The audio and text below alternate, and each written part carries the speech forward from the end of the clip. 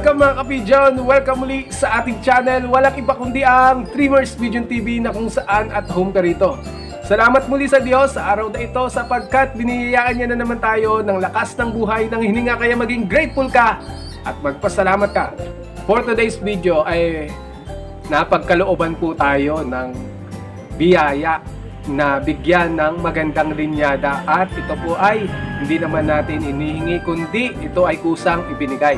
Mas mainam kasi na kusang binibigay kaysa humihingi po tayo. Sa mga humihingi pala ng kalapati sa akin, so paumanhin muna dahil wala po tayong maibibigay at hindi naman ganun kagandahan o kadami ng ating kalapati, at the same time hindi naman ganun kagagaling. Anyways, pwede namang humingi, kaya lang is pagka madami na. Hindi ko po kayo mabibigyan kapag humingi po kayo ngayon. Sa mga nagchat-chat po sa akin, paumanhin po sa ngayon. At kung bago ka pa lang sa ating channel, wag mo muna kakalimutan syempre na i-click lang yung subscribe button at hit mo na rin yung notification bell. Yan, para lagi kang updated sa ating mga bagong video katulad po nito.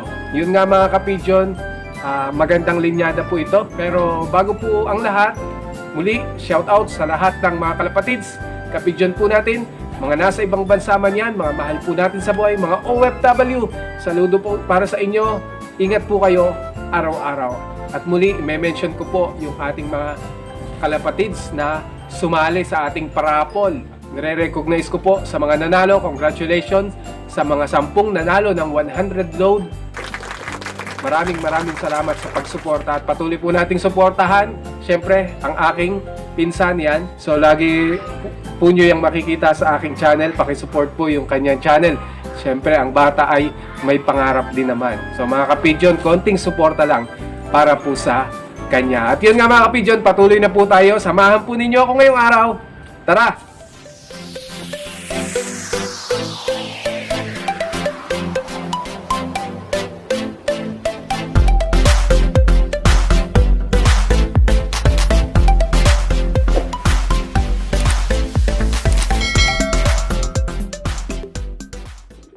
Yan mga kapigeon, nandito po tayo sa ating mga breeder. At yan po ang Louis Joe Cross Colson, Rezo Cross Stitch. At yan nga po ay may bago na po tayong YB. Yan mga kapigeon, ayos. Alright. Yan mga kapigeon, na bigay nga po yan ni Sir Norjun. So shout out kay Sir Norjun Tiban. Yan, yung bigay po niya na ibon ay meron na pong anak. Right, naway mabuhay o lumaki na malalakas. Yan, at dito naman po ay may itlog na. Ayan po mga kapigeon, may itlog na rin yung ating breeder. So yung ano po, yung mga yan is future na flyer po natin mga kapigeon. So yung isa siguro i-stock po natin, tapos yung isa ililipad po natin. Okay, tingnan naman po natin dito mga kapigeon. So ito rin po ay bago po natin. Yan, ito po ay bago. So pinalitan na po yung checkered po natin na may one eye gold. Yan po. So, wala pa po siyang kulungan, kaya dyan ko muna po nilagay. So, nagugutom na po siguro. Kain. Yan.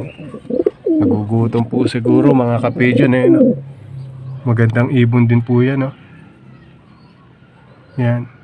So, hindi po siya mailap. Yan. At dito naman mga kapigeon, papakita ko po sa inyo. So, ito po yung ating Debroxels na pure. At yun na po si 150. So, pinakawalan ko po sila. Ayan masigla na si 150 mga kapigeon. At dito naman, ito po yung mga sinusubuan po nating YB. Ito po yung anak ni Negro, si Nognog. Pinangalanan po ni Father and Son, Love TV. Yan. At ito naman po yung anak ng isa po nating breeder doon sa kabila. So yung may itlog po ngayon, ayan na po siya. At bukas is paliliguan ko po sila. Pwede naman pong paliguan. Yan, basta mabibilad po sila sa araw. At ito nga po yung binigay sa atin. Yan mga kapidyo, no? Medyo nakaalsa na yung mga balahibo niya. Yan. So ipapakita ko po sa inyo yung video po nito, yung pagpunta po natin. Ito po siya. So yan mga kapidyo, nandito po tayo sa isa po nating tropa. Yan, isa po rin siyang traffic enforcer. At the same time ay isa po nating kalapatids, si Bro Alan Manalansan. At nandito nga po tayo sa kanyang area. So simple lang yung kanyang loop. Ayan, no? Simple pero rock mga kapidyo. At makikita po natin yung kanyang mga alaga. Ayan, nandito. Tapos may pinalipad po siya sa ngayon. Bakit po tayo naririto? Ito po ang dahilan. Binigyan po niya tayo ng isa po nating foundation bird. Magiging foundation bird po natin. Ang pinakalolo po niya is Italy talaga, original. Imported na linyada mga kapidyon. Tingnan po ninyo, papakita ko po sa inyo. So ayan o mga kapidyon, ito po yung binigay po niya.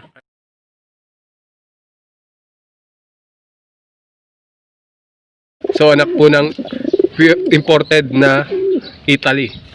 Yan. Tapos yung ano po niyan, PHA. Okay, cross sa PHA po yan. Legit po yan na pinanggalingan. Yan. Mga kapidyon, no? Ganda ng ibon.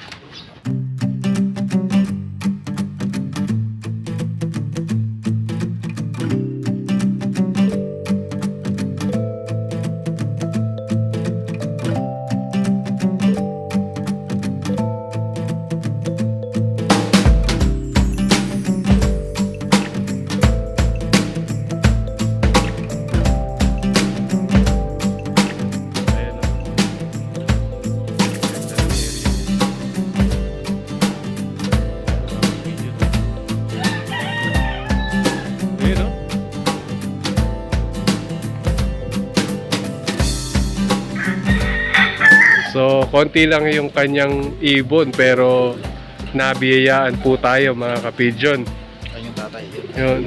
Ayun yung imported na Italy. Yan mga kapidyon. Yan ang mga kapidyon. Yan mga kapidyon, no? Gandang ibon. Yan, ang linyada po ng kanyang mga kalapati is Vandenbroek tsaka Jansen. Crossbreed na lang. Yan, mga crossbreed.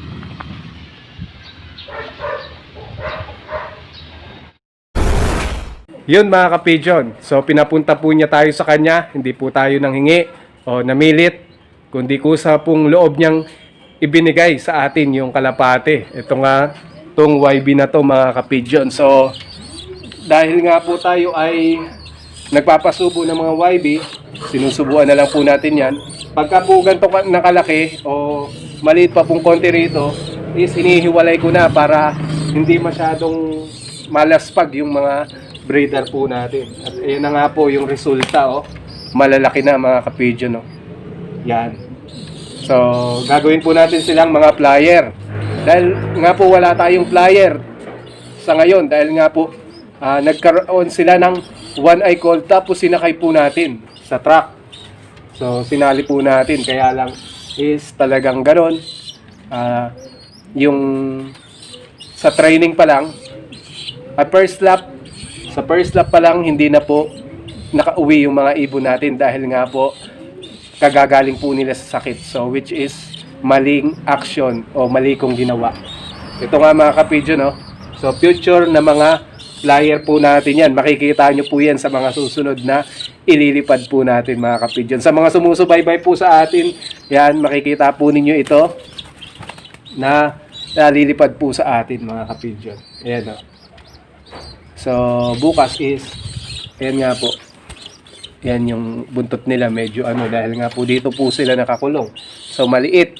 Wala po tayong space para po dito. Okay? Ayan po sila, oh. Malaki rin po yung katawan nito mga kapidyon, no?